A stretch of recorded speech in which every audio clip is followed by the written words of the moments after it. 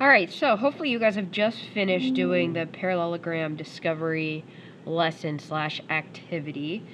And your picture or your graph looks something like that. Well, it should look exactly like this if you were accurately plotting your points and following the directions. Instead of going through this, I'm just going to run through. Let's do this. The summary that you have on the back side of your packet, the parallelogram packet. So the definition of a parallelogram is just that opposite sides are parallel. So that's kind of obvious, right? It's in the name, parallelogram, opposite sides are parallel.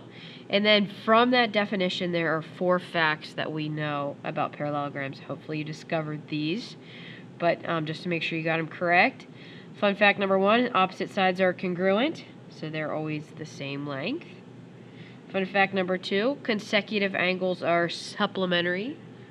So that sounds really fancy, and if, sometimes if you forget what supplementary means, like, if you know that you can forget it sometimes, I should say, you can maybe just write something like a little note, like adds to 180 degrees, right?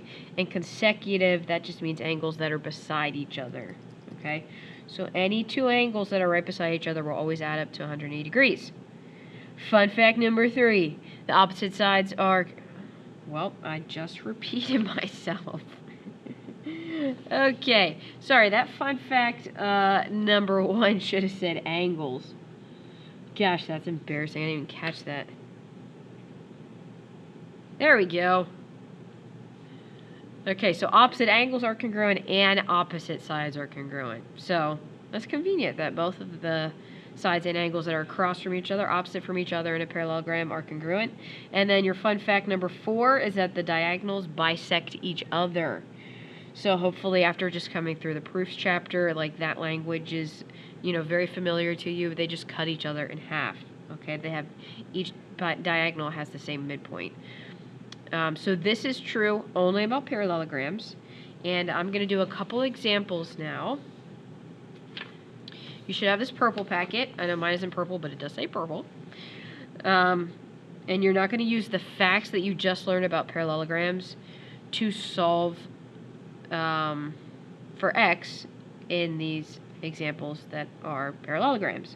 So I'm going to do examples 1, 2, and 8, and example 22, I believe. Okay? So, we're looking at our problem here. You just have to figure out what they have pictured here. Or like, they gave us 25x for angle V and 105 degrees for angle U. So these are consecutive angles. So, we just learned that consecutive angles are supplementary. So that just means 25x plus 105 equals 180 degrees. Okay? And then you just solve that equation for x. Now, I'm not going to go through the algebra of it right now just to save time, but the answer, you should get x equals 3. Okay? Now for number 2. So we know that this side is 24 and this side is 5x minus 1. We also know it's a parallelogram. So you just have to say to yourself, what do I know about the opposite sides of a parallelogram?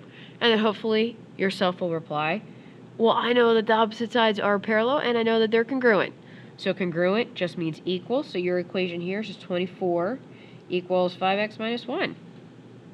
They're the same length, so I just set them equal to each other, and solve. And you should get x equals 5. Okay? For number 8, jumping down to number 8.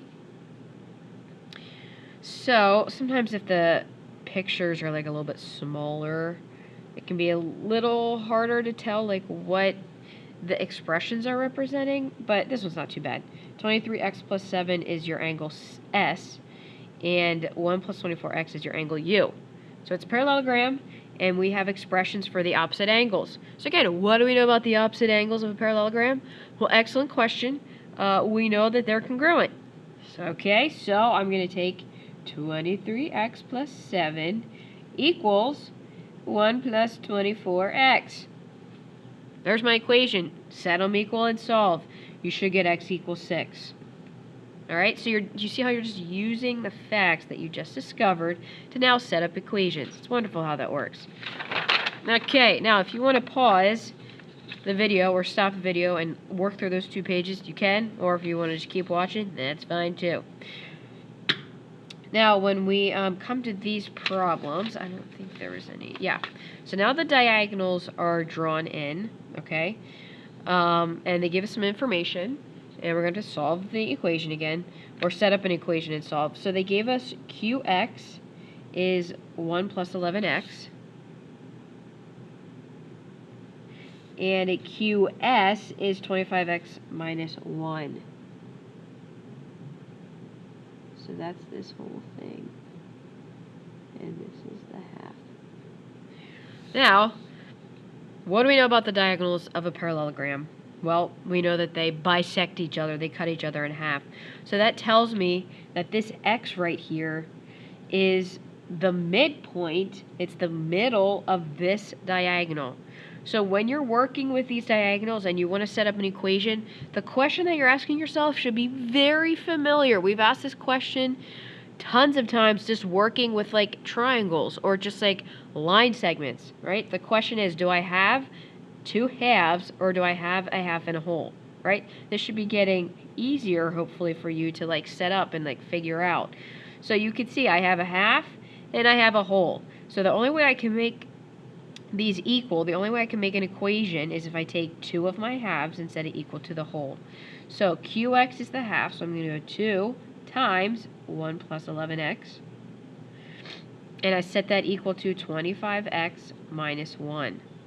That's my equation. Okay? Now it's asking you to find qs, so this is a 2-step problem. You're going to solve for x, and you're just going to plug it in to qs, and then qs will equal 24.